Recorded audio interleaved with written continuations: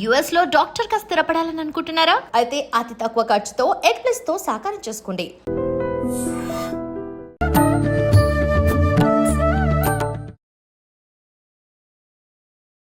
నమస్కారం, welcome to I dream. ధర్మ మార్గం విత్ విజిత కార్యక్రమానికి స్వాగతం.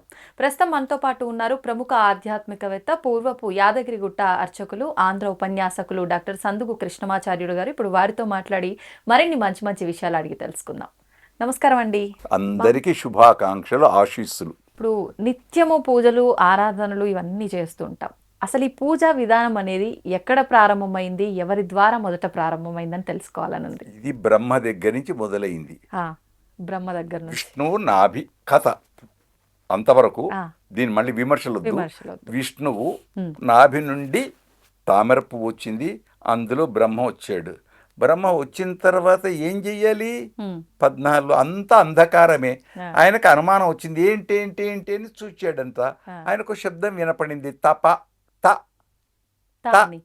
అక్షరం త తప. ఓ తపస్సు చేయాలి. అక్కడి నుంచి పూజ మొదలు. తపస్సు అంటే పూజ. పూజ అంటే ఏదో కుంకుమ పసుపు ఇవి ఇవన్నీ కావు, ఈ అక్షతలు ఇవన్నీ కావు. తప్ప మానసిక పూజ, అది గొప్పది. మా ఆరాధనలలో చాలా గొప్పది. అందుకోసం తపస్సు చేశాడు. ఆయనకు అప్పుడు వేద రాశి వచ్చింది. ఆ వేదాల చేత సృష్టి చేశాడు. ఆ సృష్టిలో మానసంతో వచ్చిన వాళ్ళు ఉన్నారు. సనక సనందనాథులు వీళ్ళంతా మానసపుత్రులు. వశిష్ఠుడు వీళ్ళందరూ మానసపుత్రులు, మనస్సు నుంచి వచ్చారు. దాని వేరు. అందుకోసం అక్కడి నుండి ఉంది పూజ. ఇప్పుడు మనం ఆడంబరాలకు వెళుతున్నాము. ఉన్న దాంట్లో తృప్తి ఎంత ఉన్నదో అంత. భగవంతుడు అది చూడడు. క్వాంటిటీ, క్వాలిటీ అనే 2 ఇంగ్లీష్లో పదాలు ఉన్నాయి. ఇది 2 గొప్పవి చాలా. కాబట్టి మనం ఎంత చేసామని కాదు, చేసింది ఎంత. ఎంత తిన్నామని కాదు, తిన్నది ఎంత జీర్ణమైంది. తృప్తిగా తిన్నాము, ఎంత జీర్ణమై రక్తంగా పోయింది, ఎంత శక్తినిస్తున్నది, ఎంత మంచి తిన్నాం. అది కూడా అంతే. తిండి ఇప్పుడు మీరు అన్నారే, తిండి కూడా అంతే, మంచిది చెడుది. అందుకోసమే మన మహబూబ్ నగర్ జిల్లా మహనీయమూర్తి అంటాడు, మన దగ్గర 2 సంతాలు ఉన్నాయట. ఒకటి మడి సంత, 2 మడి సంత. మడి సంత అని ఇచ్చాడు. సంత అంటే అంగడి. ఆ మడి సంత అంటేనేమో కూరగాయలు అందరు పోతారు, బ్రాహ్మలు అందరు పోతారు.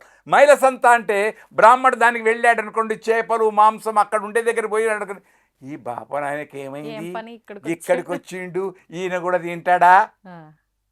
కనుక ఇది మడి మైల. సురవరం ప్రతాపరెడ్డి గారి చరిత్రలో ఇచ్చారు. కనుక ఇది తెలుసుకుంటే చాలు. ఎవరెవరి ఆహారం వాళ్ళది, ఎవరెవరి నియమాలు వాళ్ళవి. నేను ఒకటి ఇక్కడ, నేను చేసిన పని మంచిది అనుకుంటే చాలు, అంతే. దానికంటే వేరే ఏమీ లేదు. ఇప్పుడు మీరు అన్నదాన్ని బట్టి పూజ అంటే తపస్సు. మనం మనస్సులో భగవంతుణ్ణి ఆరాధిస్తున్నాము అన్న అది పూజే. కానీ ఇప్పుడు మీరే అన్నారు ఇంకొక మాట కూడా, ఆడంబరాలు చేస్తున్నాము అని చెప్పి. ఇప్పుడు నిత్య పూజ అనేది ఖచ్చితంగా ఇంట్లో దీపారాధన ఉండాలి అని అన్నారు.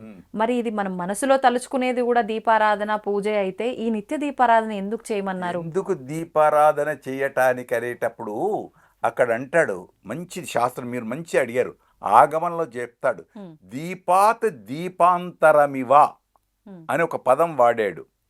ఒక దీపము నుండి ఇంకొక దీపంలోకి కాంతి ఎట్లా వస్తుందో అట్లా అన్నాడు, అంతే. అట్లా అంటే ఏంటి? తండ్రి అనే దీపంలో నుండి కొడుకు అనే కాంతి వస్తుంది. ఇక ఇలా తీసుకోండి మీరు అన్నిటికీ. భగవంతుడనే జ్యోతి నుండి, సూర్యనారాయణ అనే జ్యోతి నుండి మనం తీసుకుంటున్నాము. నవగ్రహాలలో అగ్ని నుండి అగ్ని ఉత్పన్నమైంది. ఇవన్నీ ఉన్నాయి పంచభూతాలు, పృథివీ అప్తేజో వాయు ఆకాశం. ఆ మంత్రాలు కూడా అవే. మంత్రాలు కూడా మనకు తెలియదు, కానీ అదే శక్తి. అక్కడి నుంచి వచ్చే శక్తిని తీసుకుంటున్నాం. ఆ శక్తిని నువ్వు ఆవాహన చేస్తున్నావు. చేసినప్పుడు ఏం చేస్తాం? పూజ అన్నారు కాబట్టి. ఒక ముఖ్యమంత్రి వచ్చాడు మా ఇంటికి, ఎట్లా ఆతిథ్యం ఇస్తాం? ఆయన తగినట్టు ఆతిథ్యం. రైట్, బాగుంది. విన్నారా? ఎమ్మెల్యే వచ్చారు, ఎమ్మెల్యేకి ఆతిథ్యం ఇస్తాం. ముఖ్యమంత్రికి ఇచ్చినంత ఆతిథ్యం ఎమ్మెల్యేకి ఇవ్వం. ఎంత ఇస్తాం ఆతిథ్యం? రైట్, అయిపోయింది. సర్పంచ్ వచ్చాడు, రోజు ఊర్లో ఉండే సర్పంచ్ గారే వచ్చారు, ఆయనకు ఆతిథ్యం ఇస్తాం, బాగుంది. మళ్ళీ అదే అతిథిగా ఒక భిక్షగాడు వచ్చాడు, ఆయనకు అసలు ఇస్తామో లేదో ఏమో. పోనీ అక్కడ దాకెందుకు? అమ్మాని ఇంట్లో రోజు పని చేసే మన కర్మచారులు ఉన్నారే, అవును. శుద్ధి చేసి అన్ని ఇంటికి పరిశుభ్రం చేసే వాళ్ళని ఎంతవరకు మనం గౌరవిస్తున్నాం? నువ్వు పూజ చేస్తున్నావే, వాళ్ళ కొత్త బట్టలు ఎంతమంది పెడుతున్నారు? వాళ్ళకు షష్ఠి పూర్తి చేసేవాళ్ళు ఉన్నారు. ఉన్నారా? రైతులకు షష్ఠి పూర్తి చేసే దొరవారు ఉన్నారు. నాది కాదు బిడ్డ, నా అభివృద్ధికి మూల కారణం నువ్వు. ఇంట్లో కూడా తల్లులు ఉన్నారు. అమ్మా, నువ్వు పరిశుభ్రం చేసి అంట్లు దోమి అన్నీ చేసి పెడితే నేను తింటున్నాను, నీకు ఇదిగో పట్టు శ్రావణ మాసం ఈ వరలక్ష్మి వ్రతంది ప్రసాదం తీసుకో తల్లి, ఈ జన్మ నీకు ఇంతే, వచ్చే జన్మలోనే రాణివవుతావు, ఈ ప్రసాదం తీసుకో అంతే. వరలక్ష్మి వ్రతం అదే కథ. అందరికీ ప్రేమను పంచుట, అందరూ నగలతో ధనముతో ఉప్పొంగుట, అందరూ పొగుట అంతే. పొగడగానే ఉబ్బడం, ఏదో దోషం అనగానే కోపం రావడం తప్పు. దోషం ఉంటే దోషమని ఒప్పుకోవాలి, సరిపోతుంది.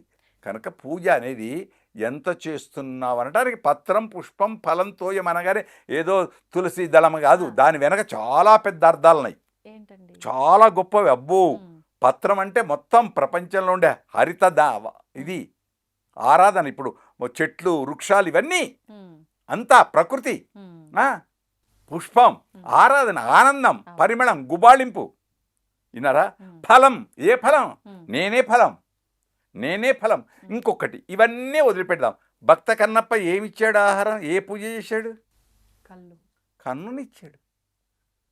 మొదటి కన్నునిచ్చాడు, గొప్పగా వచ్చింది, ఓహో అనుకున్నాడు, అబ్బా అనుకున్నాడు, సంతోషపడ్డాడు. రెండవ కన్నునిచ్చి మళ్ళీ కారుతుంది, అయ్యో అనుకున్నాడు, దీనికి కూడా నాకు మందు దొరికింది కదా, ఇదే మంది మనం తలనొప్పికి జెండు బామ్ ఎట్లా వాడతామో అట్లే అనుకున్నట్టు ఇది కూడా ఇంకో కన్ను ఉంది కదా, ఇంకో కన్ను ఉండేటప్పుడు మరి గుర్తు ఎట్లా? ఆ కన్ను ఉందే, ఈ కన్ను పెట్టేటప్పుడు మళ్ళీ ఆ గుర్తు లేక ఈ కన్ను అందక చీకటైంది, ఈ కన్నుతో ఎట్లా పెట్టాలని చెప్పు కాలతో తన్ని పెట్టాడు. మళ్ళీ అక్కడ భగవంతుడు చెప్పు కాలు కదా అని ఆలోచించలే. అట్లానే అక్కడేమో భగవంతుడు అది వదిలేద్దాం, ఇక్కడ తాతగారి మీద ఎగురుతుంటాడు మనమడు. అప్పుడు తాతగారు మనమడి కాలు తీసుకొని ముద్దు పెట్టుకుంటుంటాడు. అక్కడ పాదంగా చూశాడా, తమ ప్రేమగా చూశాడా? ప్రేమ, దాని వెనక ప్రేమ. ద్రౌపది ఏం చేసింది? ద్రౌపది ఏం చేసింది? అక్కడ ఉండేటువంటి అందరికాగా మిగిలినటువంటి చిన్న రవ్వను తీసి కృష్ణుడి చేతిలో పెట్టింది ఆహారం. అప్పుడేమైపోయింది? దుర్వాసాదులకు అందరికీ కడుపు నిండిపోయింది. కనుక ప్రేమ ముఖ్యం అందులో నువ్వు ఉంచేది. మాట కూడా అంతే. మాట కూడా ద్రౌపది ఏం చేసింది? ఈ నాకు జరిగే అవమానం, నా అత్తగారింట్లో సభ లోపల జరుగుతుంది అవమానం, కృష్ణా గోవిందా అంది, అవమానం ఇది నీకు అంది, ఆయన రక్షించాడు అంతే, వలవలిచ్చి అంతే. గజేంద్రుడు ఏం చేశాడు? తలుచుకున్నాడు అంతే. ఆఖరు మళ్ళీ గజేంద్రుడు ఏమన్నాడు? నాకు రక్షించమని నిన్ను పిలువలే భగవంతుడా, ఇగో నా తొండంతో నీకు నా చేతితో తామర పువ్వు చేత ఆరాధిద్దామనుకున్న ఈ తామర పువ్వును స్వీకరించన్నాడంతే గజేంద్రుడు. ఆ తామర పువ్వును ఆయన స్వీకరించాడు. కనుక తండ్రి తాతయ్య ఎంగిలి పెడుతున్నాడా మంగళం పెడుతున్నాడా అని చూడడు, మనవడు ఏది ఇస్తే అది ఆనందంగా స్వీకరిస్తాడు. దేవుడు కూడా అంతే. అంటే ఇప్పుడు ఈ మధ్యకాలంలో కొంతమంది చెప్తున్నారు, ఈ పువ్వులు లేందే ఇవన్నీ రోజు రోజు చేసే పూజా కార్యక్రమం అయినా కూడా కొన్ని బేసిక్ అవి లేందే పూజ పనికిరాదు అని. అది సహజ గుణం, అన్నీ ఉండాలి. షోడశ ఉపచారములు, షోడశ కళానిధికి షోడశోపచారములు అని అన్నాడు అన్నమయ్య. అన్నీ ఉండాలి.